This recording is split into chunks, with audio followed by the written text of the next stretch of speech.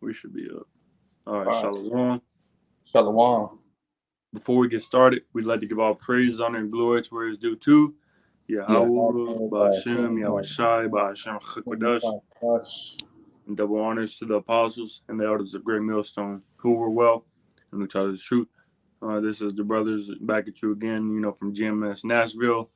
Again with another lesson all through the spirit and power of Ba'ashem Yahshai, Ba'ashem Chakwadesh. And the title is The Babylonian Juice is Poisonous. Again, the Babylonian juice is poisonous. And real quick, I'm just going to get that word poisonous real quick. The definition of poisonous.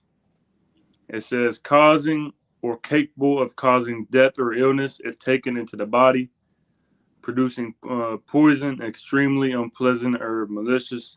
So if you get bit by a snake, in your hand, a poisonous snake, they always tell you to wrap up. If you get bit in your hand, they have you wrap up your arm so it don't infect and go up into the rest of your body. So it stays right there. Or they have it to where if you get poison in your hand, they have you cut off your hand real quick, or they have it to where you got to get your leg amputated so it don't spread to the rest of the body. And that's the same thing with the philosophies and the wickedness and the abominations that Babylon, the Great America, also known as, produces. And it has infested and spread throughout the whole earth. And so, that's what we're going to be getting into, really. I'm going to start off with that article, actually, if I may. Yeah. We'll just Yeah. go from there. Because the brother had posted an article from Newsbreak, which really, sparked the lesson topic of the Babylonian juice, being poisonous. So this is from a Newsbreak. They got it from postregister.com. It says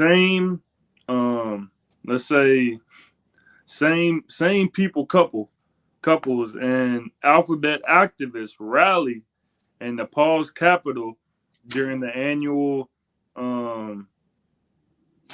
alphabet parade.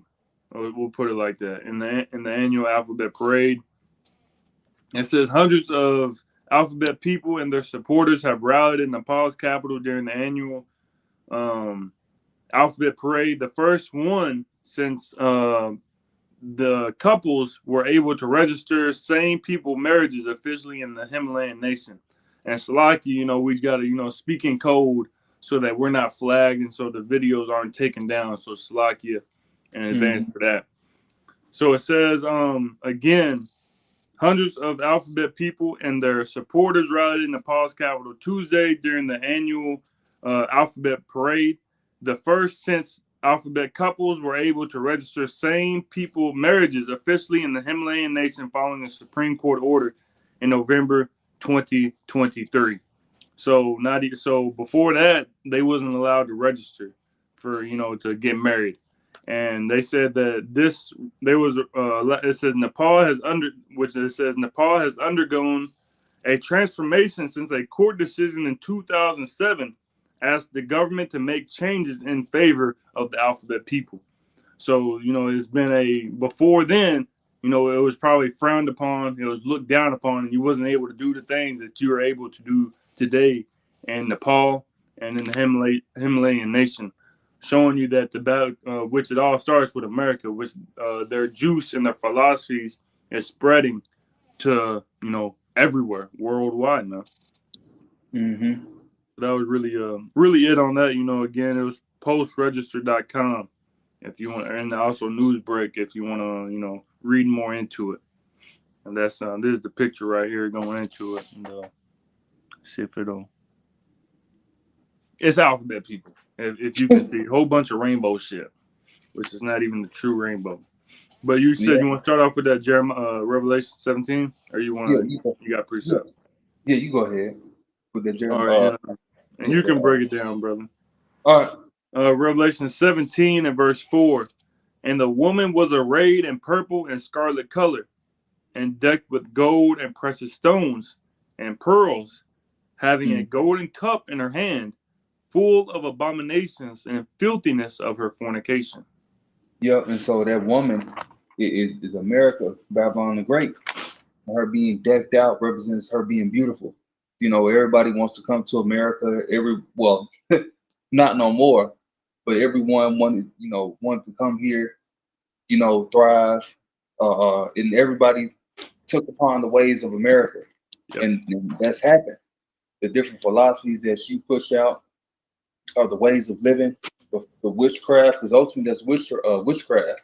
If they set things up that will have you go the left way, not the right way, they have you going the left way toward wickedness, is through forms of witchcraft, deception, deceit, and so and that's what the society thrives off of.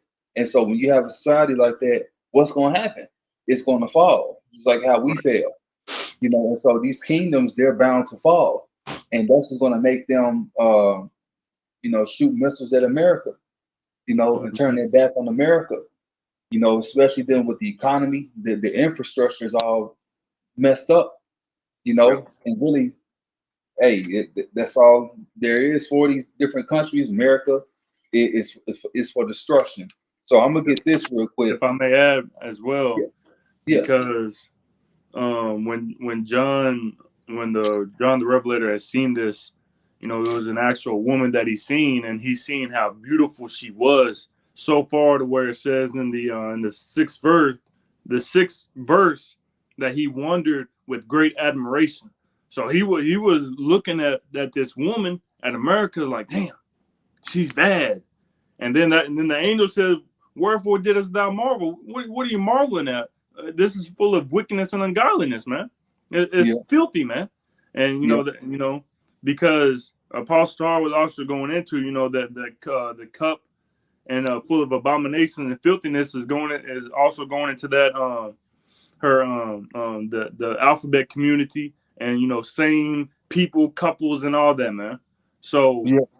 this is what America is full of, and this is what America and that woman has pushed forth throughout the whole earth, man. That even John the Revelator had marveled at, and with great admiration.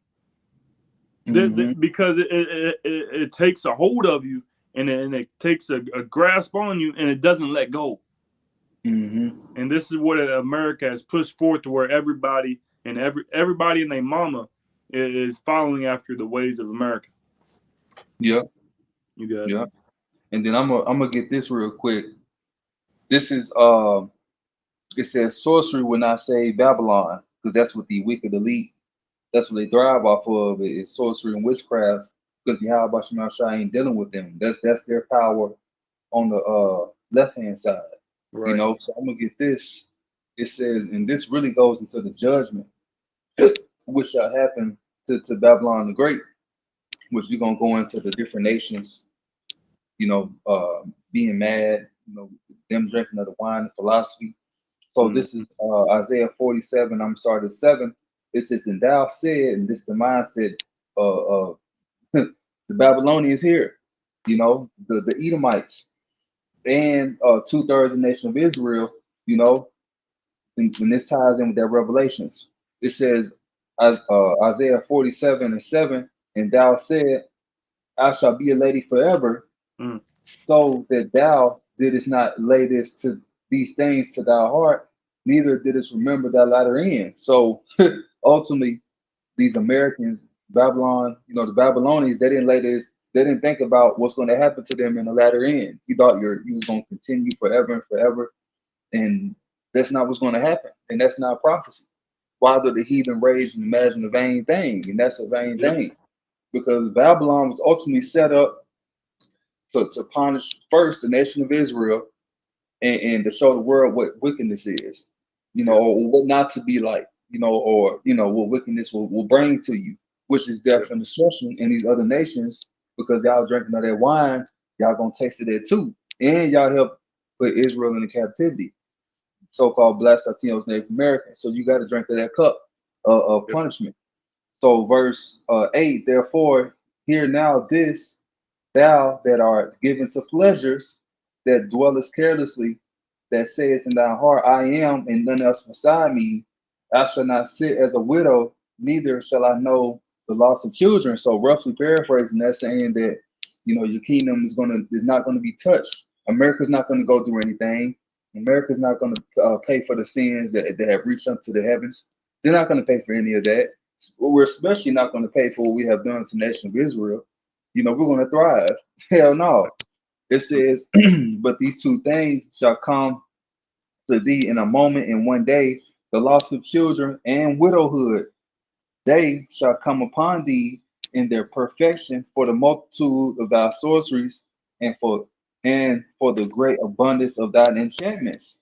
For thou hast trusted in thy wickedness, thou hast said, none seeth me, thy wisdom and thy knowledge, it have perverted thee. And America is a perverted nation. And like with that wine, it spreads perverseness throughout all other nations around the world, in the world. You got animals doing shit that's out of their nature. Yeah. The humans that's doing shit out of their nature. And so Yeah. all that's perverse. Even with how you deal with money. You got paperback. That's perverse because you're supposed to have gold and silver as your currency. That would not fail. But what's happening? The money is falling. It's that's that James 2. How you rich men, right? Mm-hmm. Because the rich, they're not going to profit very soon. No one's going to profit. When it comes to that MOTB, it says that rich, poor, free your bond. Yeah. They're all going to receive the mark, except for the elect. So everybody's going to be on an even playing field because the perverseness of the knowledge of Babylon the Great. Their ways, philosophies. It says, for thou hast trusted in thy wickedness. It says, thy wisdom and thy knowledge have perverted thee, and thou hast said in thy heart, I am, and none else beside me. And then I'm gonna get this, Jeremiah 51, because you keep talking about their wine, the other nations, right? So Jeremiah 51:7 says, Babylon had been a golden cup in the Lord's hand that made all the earth drunken. The nations have drunken of her wine, therefore the nations are mad, which the wine is philosophies, ways of living, her democracy, you know, and that's why all the nations want to be a part of this, is because you can do whatever you want. All nations they want that type of freedom. Really, they want freedom from Yahweh Bashem Yahushua. Though they're the heathen nations, these other heathen nations had a certain code of conduct. They had a certain order. They want to get rid of that order. And the order that they had was similar to what Yahweh Bashem Yahushua set up. What am I talking about? Women not being the head of the society. Women having their roles. Men having their roles. And hey, all this going is being thrown out the window. The morals of these other nations are being thrown out the window. The morals of the Israelites are being thrown out the window, except for the elect. Why? Because of this Babylonian juice. You got something, brother? Yep. Just to back you up, Revelation 18 and verse 3. For all nations have drunk of the wine of the wrath of her fornication, and the kings of the earth have committed fornication with her, and the merchants of the earth are waxed rich through the abundance of her delicacies. So just goes right with the precept the brother brought on with the Isaiah 47, man. It says, Yeah. all nations have drunk of the wine of the wrath of her fornication. So all these nations are following after the ways of Babylon, man. And Mm-hmm. it is going to lead to nothing but death, destruction, and burning. As it says, when I jump down in verse 7, Revelation 18:7, how much she hath glorified herself and lived deliciously. They're living deliciously off their philosophies. This Mm-hmm. negative vibration that they're pushing. They're living deliciously off of it. They're flourishing off of it. Their wickedness is flourishing, and they're flourishing as well, man.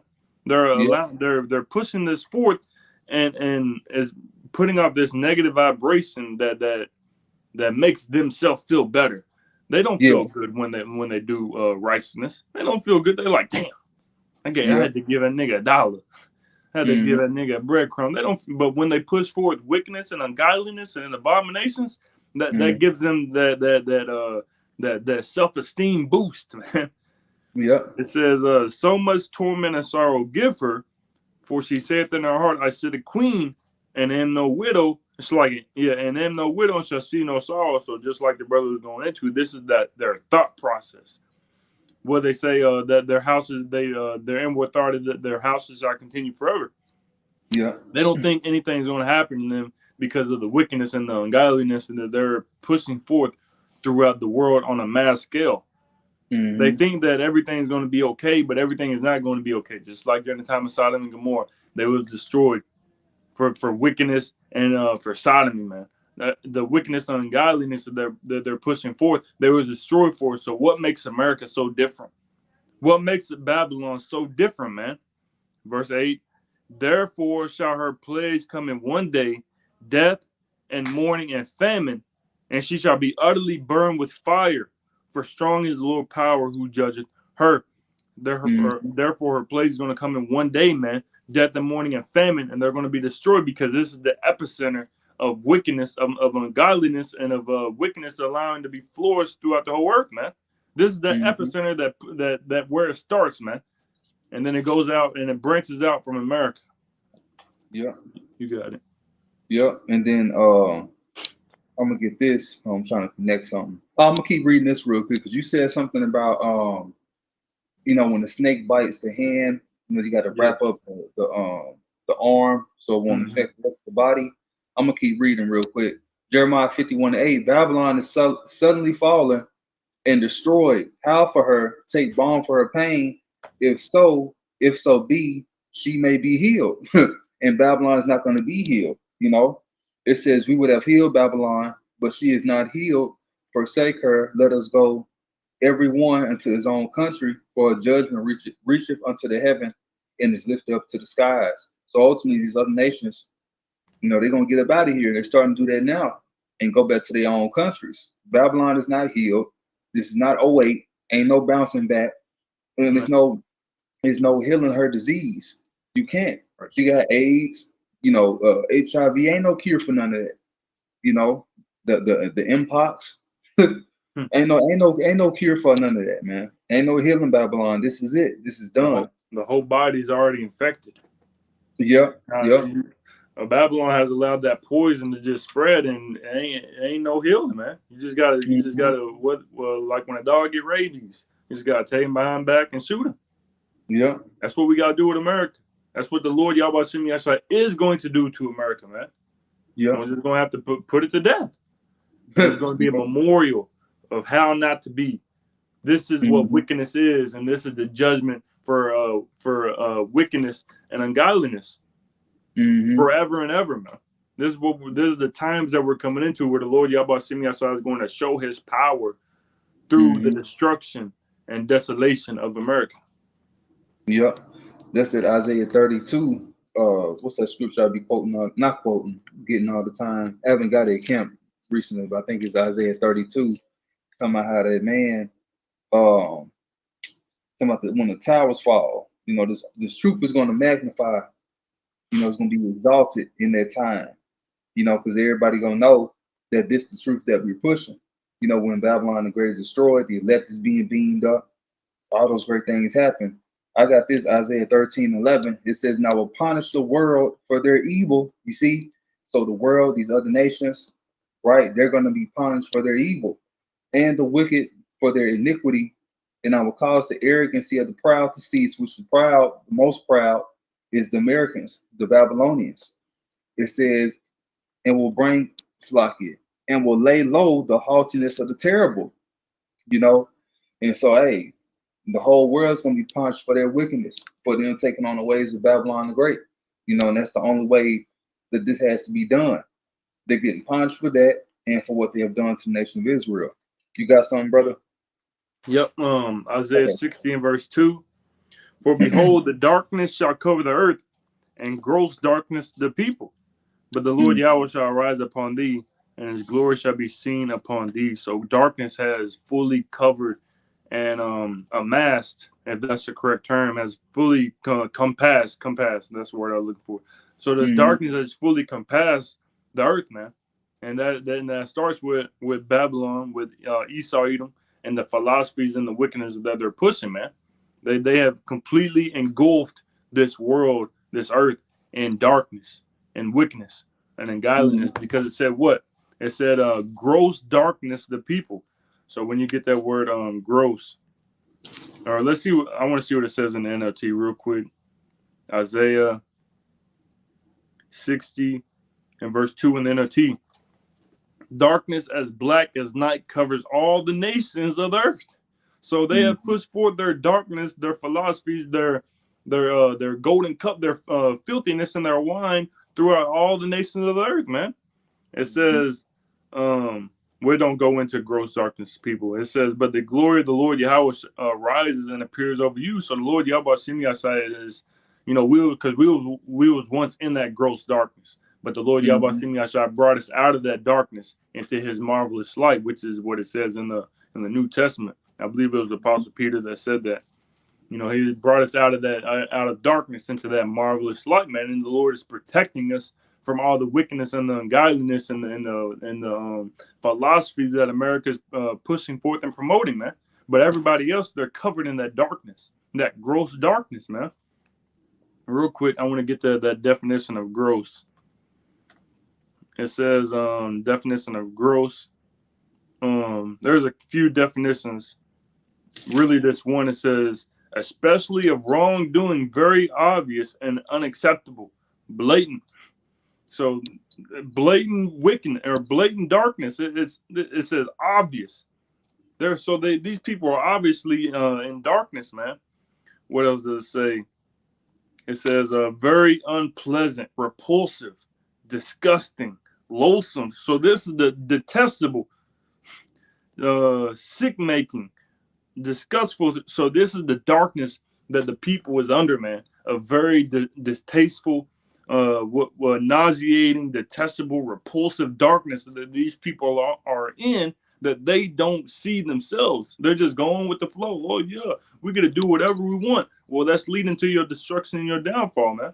And that is not what the Lord Yahweh is looking for. He's looking for a repentance. He's looking for a change of heart, to turn back to him, so that you are saved from the coming destruction and not covered and compassed by darkness as everybody else. Yeah. I'm looking for this one scripture where it says that we have overcome the wicked one. First John. Real quick. Yeah, First John. I know it's in First John. I think it's 3. I might be skipping over it, but I'm in First John 3. I got it for you. It's First John 2. Oh, 2. First John 2 and verse 13. I write unto you, fathers, because ye have known him that is from the beginning. I write unto you, young men, because ye have overcome the wicked one. I write unto you, little children, because ye have known the Father.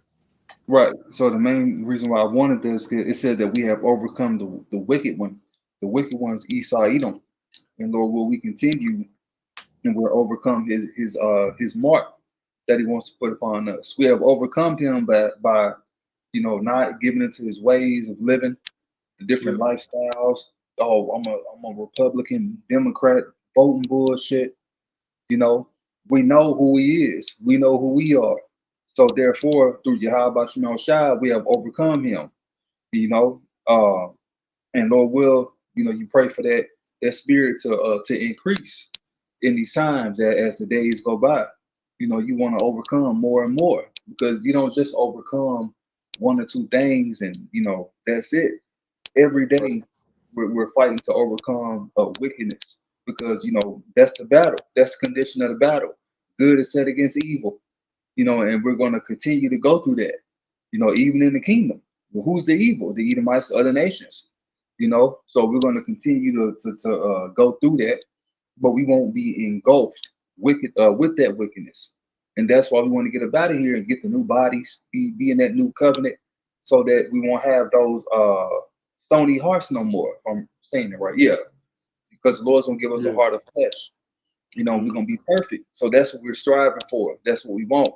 Now I'm gonna get this, because the wicked will be punished. So this is Psalm, and it says judgment of the righteous judge. Psalm 75.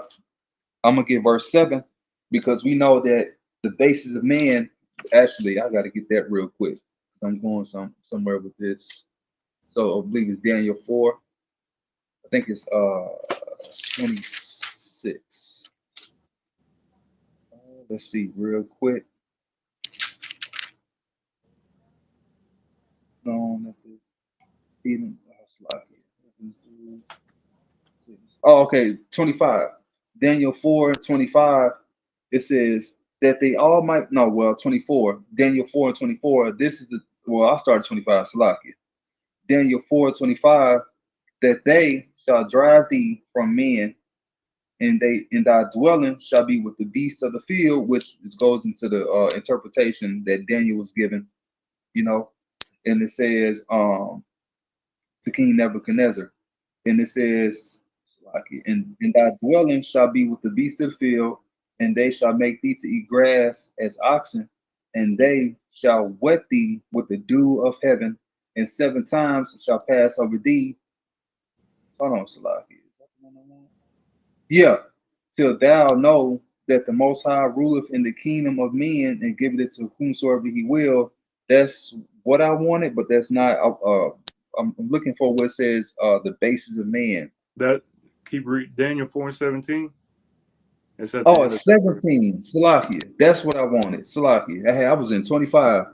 But yeah, Daniel 4:17. This matter is by the decree of the watchers and the demand by the word of the holy ones, to the intent that the living may know that the most high ruleth in the kingdom of man. That's what got me. And I went to 25. And giveth it to whomsoever he will, and set it up over it the basis of men. The lowest of men are the Edomites, which they're also Babylonians. Psalm 137. You know, and so what do? The basis of men, they're the vilest of men, you know, and the Most High is not in their thoughts. You know, like how it says in that Wisdom of Solomon, is it Wisdom of Solomon 2? Yeah, I think it's Wisdom of Solomon 2, or Ecclesiastes 2, or Sirach 2. You know, the wicked is not, uh, the Most High is not in all his thoughts. So he's going to do things that's contrary to Yahweh Shema Shai. And what's he Right. going to do? Push out different philosophies, these wicked ways of living, and think to himself that he's thriving off of that. But he's not thriving off of that. The Lord got him set up for a certain time, and he's going to bring him down at that certain time. Like how it says, the Most High ruleth in the kingdom of man, and he set up over it. Uh, uh, damn, I'm thinking about this rock. Yeah. That's Rock 10. Because ultimately, we're going to be set up to be the judges, like how it says in that Psalm 75 that I was getting in verse 7. It says, but God is the judge. He put it down one and set up another. So these Edomites, these Babylonians, they're about to be put down, and Jacob's about to be set up. Because we are going to set the standard. Yahweh Shai is going to set the standard through his man, you know. Hey, and that's the job of the Israelites: set the standards of how to live, which is Mm-hmm. via the Torah, you know, the Bible. That's So Psalm 75 and verse 8: for in the hand of the Lord there is a cup, and the wine is red. It is full of mixture. It's full of all different things that you're going to go through for being wicked. You gotta taste of that first. What you're gonna taste of is that captivity, because you know, hey, you got to pay for what you've done to the nation of Israel. It says, and it is full of mixture, and he poured out of the same, but the dregs thereof, all the wicked of the earth shall wring them out in dregs, and the dregs is the very last bit that's in that cup. You're gonna drink it all. It ain't gonna be yeah. a drop coming from that cup. That shit gonna be empty, nigga. You're gonna have to down it all, you Mm. know, and you're gonna have to down all of everything that you partake in. All that punishment is coming for you, and Yeah. you are the nations. It says, let me see. But I will declare forever, I will sing praises to the power of Jacob. All the horns of the wicked also will I cut off, but the horns of the righteous shall be exalted. And that's what's getting ready to happen, you know, in these very last days. You got something? No, I ain't got nothing else. I got one more real quick. This is Psalm, was it 9 or 10 that I wanted? I can get the 10. I can get 10. I'm going to get Psalm 9 real quick. Um, Yeah, so Psalm 9, and I'm gonna start at 14. It says, the heathen are sunk down in that pit they made, and the net which they hid is their own foot taken. So these different, well, starting with the New World Order, is Esau running it, but these other nations, they'll partake in that also.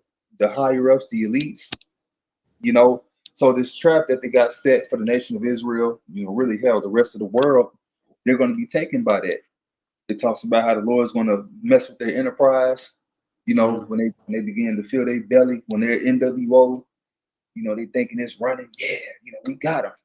Hey, the Lord's going to rain upon you. It says the Lord is known by the judgment which he executed. The wicked is snared, the wicked is trapped in the work of his own hands. Higgai Salah, the wicked shall be turned into hell. Oh, so is the wicked going up under the ground where Satan is and they're going to burn? No, that's not what it's talking about. They're going to be punished. Meaning also too, in the kingdom of heaven, and when the Lord's men get their power, that Jeremiah 16, when we grab them up, put them in captivity, they're going to be turned into hell. Their living conditions are going to be totally different than what they're doing now.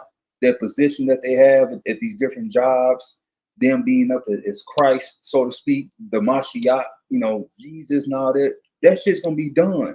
They're not going to be idolized and worshiped no more and think upon as gods or looked at as gods. That shit going to be gone. And there ain't going to be no remembrance of that. It says, the wicked shall be turned into hell, and all nations that forget the Most High. So these other nations, they're going to be put in hell, for what they've done to us and the wickedness that they're doing. All that gold and silver that they stole from us, all that riches is going to be back in our power.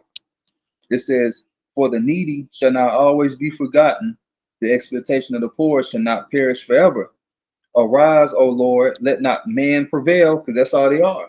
They're not gods, they're just men. They think to themselves to be as gods because they're on this pedestal. The Lord got them up, but they about to be brought down, man. It says, arise, O Lord, let not man prevail. Let the heathen be judged in thy sight. Put them in fear, O Lord, that the nations may know themselves to be but men. And that's all they are. And when the Lord come back and when he raise up his man, they're going to know that they're just men. That's all I got, brother, unless you got something else. No, that's it, man. Couldn't say it better myself, man, because this is what's coming, man. Judgment for the nation of Edom, judgment for Babylon, judgment for America, because of the wickedness and the ungodliness and the poison that they're pushing forth throughout the whole earth, man. And, this is what we fight against daily.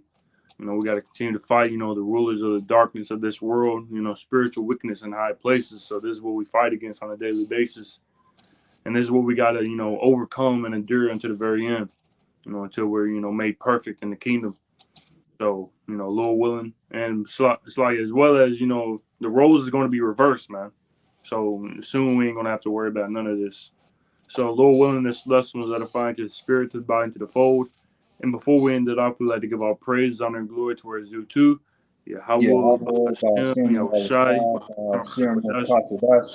And double honors once again to the apostles and the elders of Great Millstone. Until next time, Shalom. Shalom.